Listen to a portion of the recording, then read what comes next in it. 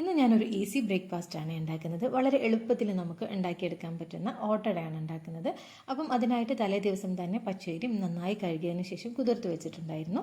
തലേ ദിവസം രാത്രി കുതിർത്ത് വെച്ചിട്ടുള്ളതായിരുന്നു. ഇനിയിപ്പം അതിലെ വെള്ളമെല്ലാം കളഞ്ഞിട്ട് പച്ചരി ഞാൻ മിക്സിയുടെ ജാറിലോട്ട് ഇട്ട് കൊടുത്തിട്ടുണ്ട്. ഇനി അതിലോട്ട് ഇതാ കുറച്ച് ചോറും കൂടി ചേർത്ത് കൊടുക്കുകയാണ്. 2 കൈപ്പിടി നിറയെ ചോറ് ചേർത്തിട്ടുണ്ടായിരുന്നു. ഇനി അതിലോട്ട് കുറച്ച് തേങ്ങ ചിരകിയതും കൂടി ചേർത്ത് കൊടുക്കുന്നുണ്ട്. ഇനി പച്ചരി ഒന്ന് അരച്ചെടുക്കാൻ പാകത്തിന് വെള്ളവും കൂടി ഒഴിച്ചു കൊടുക്കാം. വെള്ളം കൂടി ചേർത്തിട്ട് ഇത് നന്നായിട്ടൊന്ന് അരച്ചെടുത്തുകൊണ്ട് വരണം. അപ്പോൾ ഇത് നന്നായിട്ട് അരച്ചെടുത്തിട്ടുണ്ട്. ഇനി മാവൊന്നൊരു പാത്രത്തിലോട്ട് മാറ്റി കൊടുക്കുന്നുണ്ട്.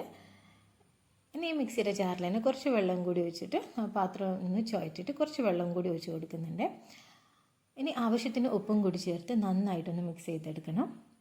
ഇനി ഓട്ടടയുടെ മാവ് ഒരുപാട് അങ്ങ് കട്ടിയായി പോകരുത്, അതുപോലെ ഒരുപാട് ലൂസായി പോവുകയും ചെയ്യരുത്. ഒരു മീഡിയം ലെവലിൽ ഈ ഒരു പാകത്തിനാണ് മാവ് ഉണ്ടാവേണ്ടത്. ഇനി നമുക്ക് ഓട്ടട ചുട്ടെടുക്കാം. അതിനായിട്ട് ഓട്ടടയുടെ ചട്ടി വെച്ച് ചൂടാക്കി എടുത്തിട്ടുണ്ട്. ഓട്ടടയുടെ ചുടുന്ന ചട്ടി നന്നായി ചൂടാവണം.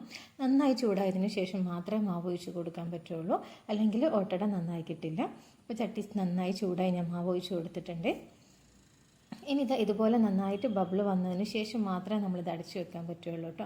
അതിന് മുന്നേ അടച്ചു വെക്കരുത്. ഇപ്പോൾ നന്നായിട്ട് ബബിൾ വന്നിട്ടുണ്ട്. ഇനി ഞാനിതൊന്ന് അടച്ചു വെച്ച് ഒരു 1-2 സെക്കൻഡിനുള്ളിൽ തന്നെ ഓട്ടട റെഡിയായി കിട്ടും.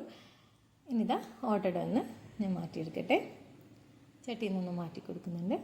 അപ്പോൾ വളരെ എളുപ്പത്തിൽ ഉണ്ടാക്കാൻ പറ്റുന്ന ഒരു ഈസി ബ്രേക്ക്ഫാസ്റ്റ് ആണ് കേട്ടോ. ഓട്ടട എന്നും കുത്തപ്പം എന്നൊക്കെ ഇതിന് പറയുന്നുണ്ട്. അപ്പം എല്ലാവരും ഒന്ന് ട്രൈ ചെയ്ത് നോക്കാം.